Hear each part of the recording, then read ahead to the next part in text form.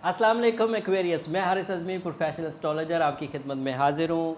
इस हफ्ते की खबरें लेकर इस दफ़ा मैं ज़रा भी बात नहीं करूँगा साढ़े सती पर, वो अब मैंने काफ़ी बयान कर दी है, उसके हालात को भी समझ गए हैं। बस मैं हर नए आने वाले को ये ज़रूर कहूँगा कि अपने रिलेशनशिप को टाइम दीजिए, अपनी सेहत पर खुसूसी तवज्जो दीजिए और career oriented experience based decisions ले लीजिए। ऐसे डिसीजंस नहीं लीजिए जिनमें रिस्क टेकिंग हो, ऐसे डिसीजंस नहीं लिए जिन्हें आंखें बंद करके लेना होता है। बस ऐसे डिसीजंस ले सकते हैं जिनको आप भरपूर तरीके से जानते हैं, जो काम आप अपने हाथ से कर सकते हैं, बहुत आसानी से कर सकते हैं। बस ये एक इतला नए आने वाले लोगों के लिए जो चैनल पर नए हैं। जो पुराने लोग हैं उन सभी जानते हैं कि एक्वेरियस इस वक्त 60 से गुजर रहे हैं। नई खबर क्या है? मार्स चौथे घर से निकलकर पाँचवें घर में दाखिल हो चुका है। पाँचवें घर में ये बड़े प्लान्स की मुस्बत कामयाबी की वजह बनी। ये मुस्बत है तो कामयाबी की वजह बनेगा। क़ुव्वत हयात में इजाफ़ा होगा। रिश्तों को अब आप इंजॉय कर सकेंगे। मार्स के पाँचवें घर में होने की वजह से इंटरनेशनल तिजारत का मौका मिल सकेगा, हिजरत का मौका मिल सकेगा। इंटरनेशनल लाइफ पार्टनरशिप की अगर कोई ख्वाहिश थी और दोनों में दूरी थी तो वो फुलफ़िल हो सकेगी। उसके अलावा मार्स पाँचवें घर में किसी हद तक बंदे को शॉर्टकट्स पर भी मजबूर करता है, तो थोड़ा वहाँ से ध्यान करिए। थोड़ा बंदे का दिल भी ऐसा करता है कि जल्द तरक्की कर जाए, चाहे उसके लिए कानूनी रास्ता हो, चाहे उसके लिए गैर कानूनी रास्ता हो। तो कानूनी रास्ते अपनाइएगा, गैर कानूनी रास्तों की तरफ मत जाइएगा। मरकरी रेट्रो चल रहा था आपके यहाँ सेकंड हाउस में। इस हफ्ते के पहले 3 दिन तो वो रेट्रो रहेगा, लेकिन 28 तारीख को उसकी रेट्रोग्रेशन ख़त्म होगी। 29 का जब दिन चढ़ेगा तो आपके अखराजात काफ़ी थमना शुरू हो जाएंगे। मुकम्मल तौर पर तो आप अखराजात पर कंट्रोल नहीं कर पाएंगे जब तक कि मरकरी अपनी कमज़ोरी की हालत से निकल नहीं जाता, लेकिन निकलना शुरू हो गया है। 17 अप्रैल को निकल जाएगा।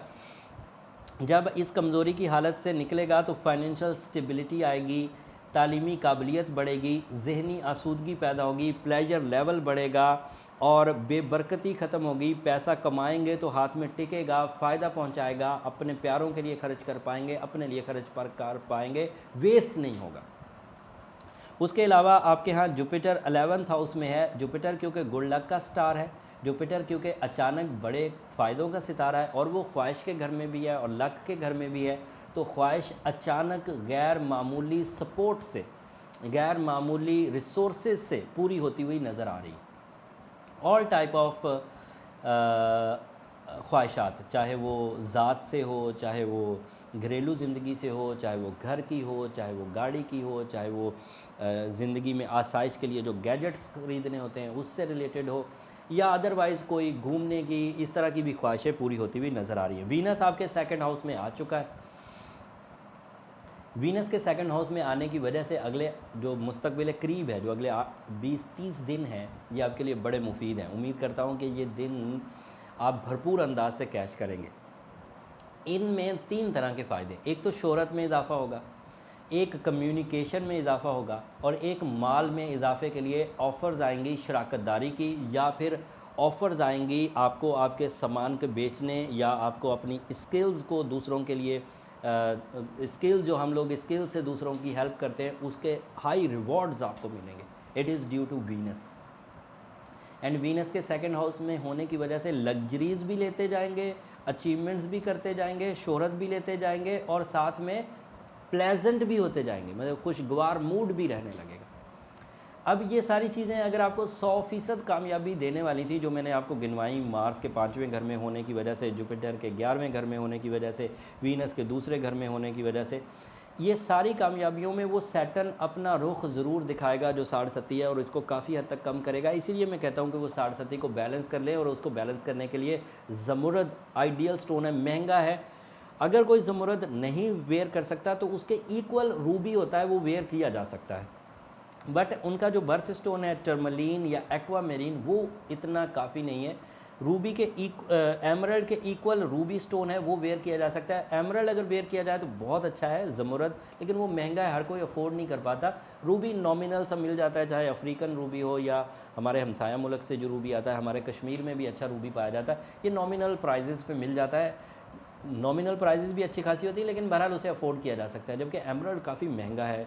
एक तो हमारे स्वाद में ही बहुत छोटा एमरल्ड निकलता है, लेकिन होता बड़ा प्योर क्वालिटी का, वही अच्छा खासा महंगा होता है। सन आपके तीसरे घर में है, सूरज के तीसरे घर में होने की वजह से छोटों की तरफ से आपको फर्माबरदारी मिलेगी। आपके एम्प्लॉयज़, अगर आप किसी बिज़नेस को चला रहे हैं, बॉस हैं, तो आपके साथ सपोर्टिव एम्प्लॉयज़ मिलेंगे। आपको बाएतमाद दोस्तियाँ मुयस्सर आएंगी। बॉसेस के साथ भी आपके ताल्लुकात बेहतर रहेंगे और अदरवाइज़ भी लोगों के साथ जो सोशल कनेक्शन आपके बनते हैं वो तीसरे घर में सूरज के होने की वजह से काफ़ी पॉजिटिव रहेंगे। ओवरऑल यही सिचुएशन चलेगी इस हफ्ते एक्वेरियस। होपफुली आप इस इंफॉर्मेशन से अपनी ज़िंदगी के लॉसेस से, ट्रबल से, नेगेटिविटी से बच सकेंगे। जो बेहतरीन रेमेडी है वो तो एमरल्ड ही है, उसके साथ सूरज शम्स दिन में और सूरज नजम रात में, लेकिन रिप्लेसमेंट के तौर पर रूबी वेयर कर सकते हैं और उसके साथ सूरज शम्स और सूरज नजम रात में। ये इन्फॉर्मेशन सभी एक्वेरियस के लिए थी, लेकिन अगर इनफरादी तौर पर कोई एक्वेरियस बहुत ही सीवियर कंडीशन में फंसा हुआ है तो ये जनरल रेमेडीज़ या जो जनरल कैलकुलेशन है इससे हट कर वो अपना इंडिविजुअल लाइफ चार्ट ज़रूर बनाए, उससे उसे ज़्यादा करीबी इंफॉर्मेशन मिल सकेंगी। और इसके अलावा एक छोटी सी बात और, मैंने एक वीडियो बनाई है, उसका लिंक मैंने नीचे डिस्क्रिप्शन में दे दिया है। वो वीडियो उन कंपैटिबल स्टार्स के बारे में है जो शादी के लिए बहुत अच्छे होते हैं, मेरे एक्सपीरियंस के मुताबिक भी और एस्ट्रोलॉजिकल रूल्स के मुताबिक भी, जिनको एक दूसरे से बेनिफिट बहुत मिलते हैं। अगर वो हस्बैंड एंड वाइफ हों, अगर वो रिश्ते हो जाएं तो वो बड़े अच्छे हस्बैंड एंड वाइफ साबित होंगे। तो वो वीडियो देखना मत भूलिएगा, उससे आपको अपने लाइफ पार्टनरशिप डिसीजंस लेने में बड़ी मदद मिलेगी। अगले हफ्ते तक के लिए इजाज़त दीजिए एक्वेरियस, अल्लाह ने के बाद।